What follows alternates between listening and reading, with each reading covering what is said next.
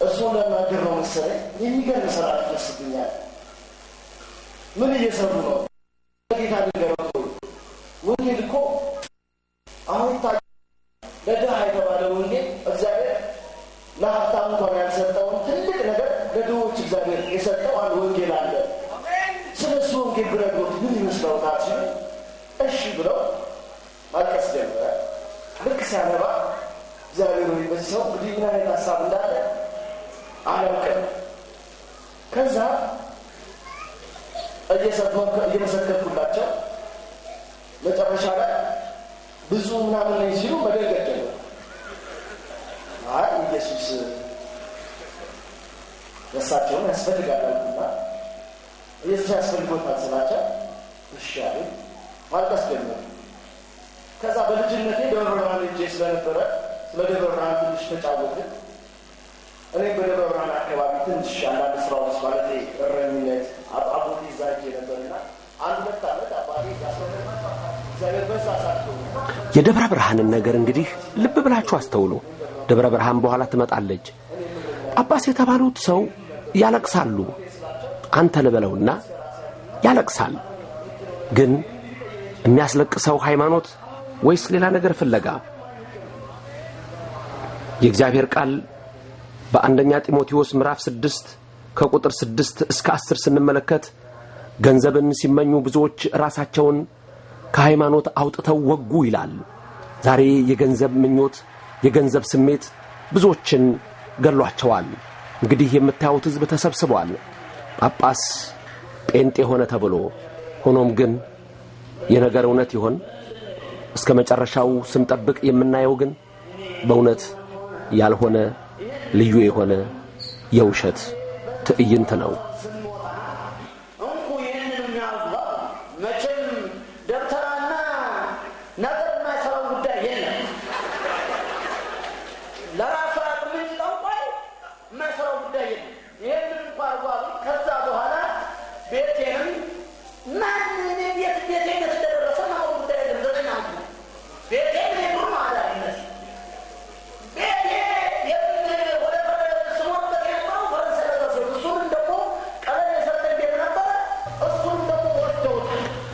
ቀበሌ የሰጠኝ ቤት ይላል የኢትዮጵያ ኦርቶዶክስ ተዋሕዶ ቤተክርስቲያን ጳጳሳት በቀበሌ ቤት ይኖራሉ እንዴ ይሄም ትልቁ የሐሰት ነገር ነው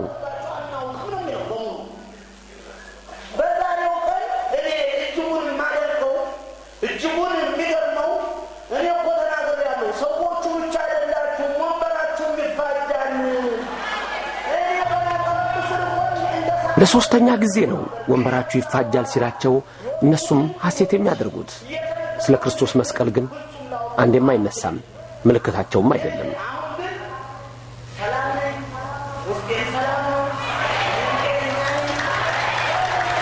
ዘፈኑ ሲጀምር ሰላም ይሰማኛል ነበር ያመጣው ሰው ሲመሰክር ሰላም ነው ያለው አሁንም የምትሰሙት ይሰው ሰላም ነኝ ሲል ነው አሁን ምስክርነት ሲሰጥ ግን ልብ ብላችሁ ስሙት ምን አይነት መንፈስ ከሱ እንደወጣ ሲናገር ፓስተሩም ይቸኩላል አንገቴ ላይ የነበረ ቀይ ግምጃ ሲል ዘንዶ ይለዋል እሱም ሐሰተኛ ነውና አዎ ይለዋል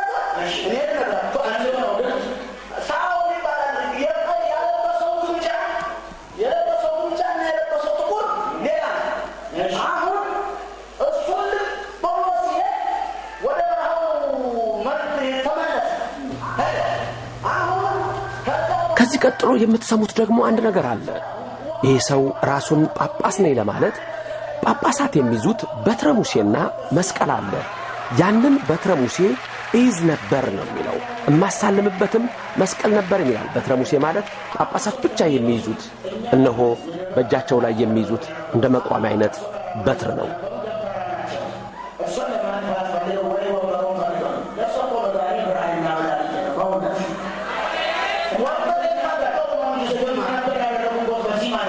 በዚህ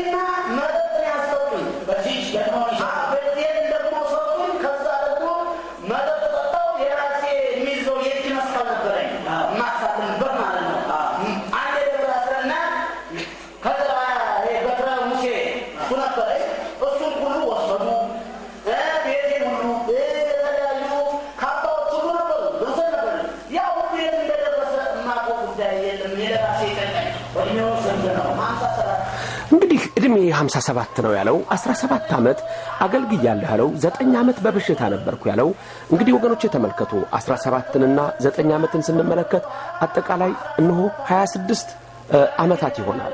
እንግዲህ በስንት ዓመት እድሜው ነው ይሄ ሰው ጳጳስ የሆነው? ልብ ብላችሁ ልብ በሉ፣ እጅግም አስተውሉ። እግዚአብሔር ከኛ ጋር ይሁን። ይሄ ሰው ይህንን የሐሰት ነገር ሲናገር እነሱም ይህን የሐሰት ሥራ ሲሰሩ መንፈስ ቅዱስ በመካከላቸው ካለ ይሄንን አያውቁም?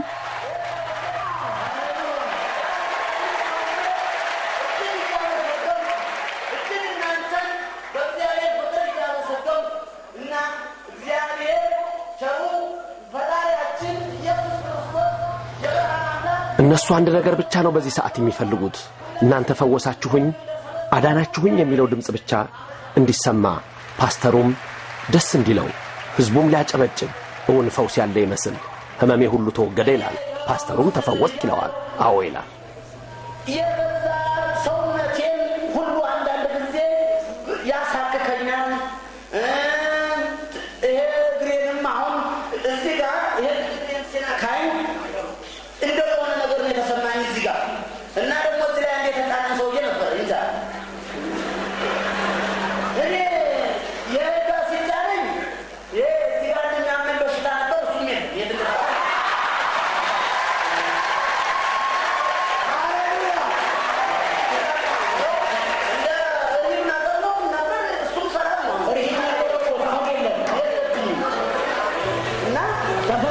እንግዲህ እናንተም ብቻ ተከትዬ መኖር ነው ከእንግዲህ በኋላ ያለኝ ይላል። ተከትሎ ይኖር ይሆን? እስቲ እንከታተል። በቀሪ ዘመን የሚወስነው እናንተን ተከትዬ መሄድ ብቻ።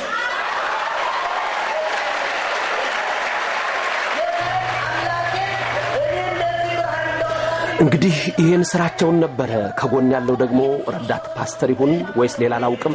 በየቤታችሁ ለምስክርነት ተጠቀሙበት፣ አሳዩ ብለዋል። በእነሱ ቃል መሰረት እኔም ይሄው ለምስክርነት እያስተላለፍኩላቸው ነው።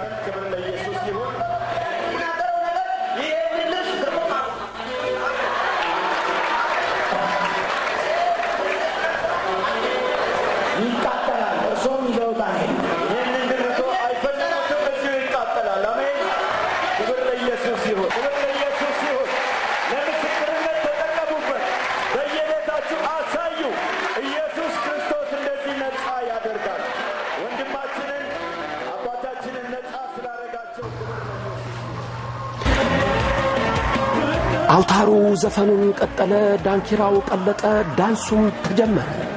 ይሄ መንፈሳዊ ቤት ወይስ የሰርግ አዳራሽ አሊያስ የናይት ክለብ ስፍራ? ሁሉም ይዘፍናሉ፣ ሁሉም እልል ይላሉ። ይህንን ጳጳሱን መለስ የተባለውም ሰው ረገዳ አይነት ጭፈራ፣ ልዩ የሆነ ዳንስ ወደ ላይ እየዘለለ ያቀርባል። ይሄ መንፈስ ቅዱስ የሚሉት ይሆን? እንዴ ራቡና ያሬድም ጭፈራ ይችላሉ? እየደነሱ ነው። እውነኝ ሰው የትኛው ጳጳስ ናቸው? የኦርቶዶክስ ወይስ የሙሉ ወንጌል?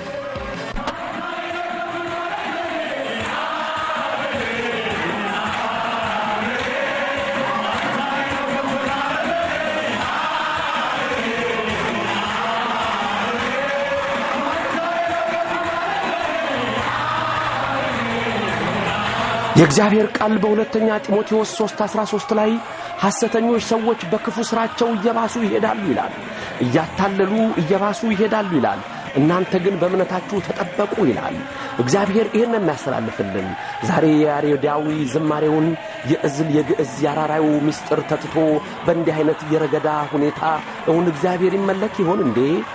ወገኖቼ ያለንበትንና በምን ውስጥ ያለን መሆናችንን እንድንረዳውም እግዚአብሔር ይወዳል።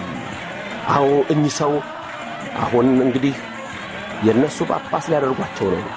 የኦርቶዶክስ እንደሆን አይደሉም። አዎ ሊጠመጥሙ ነው። ጳጳስ ሊሆኑ ነው።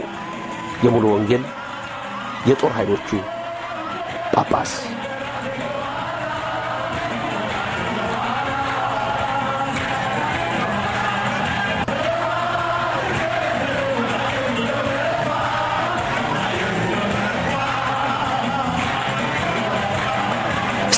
ወደዛ እምነት የሄዳችሁ ሰዎች አንድ ጥያቄ ልጠይቃችሁ። እናንተም ጴንጤ በምትሆኑበት ቀን እንዲህ ተደርጎላችሁ ይሆን ወይስ ይህ ለኦርቶዶክሱ ሕዝብ ማታለያ በተሰራው ልዩ ድራማ ለየት ያለ ይሆን? በእውኑ እናንተም እንዲህ ተደርጎላችሁ ከሆነ ሌላ የሰርግ ዘፈን አያስፈልግም።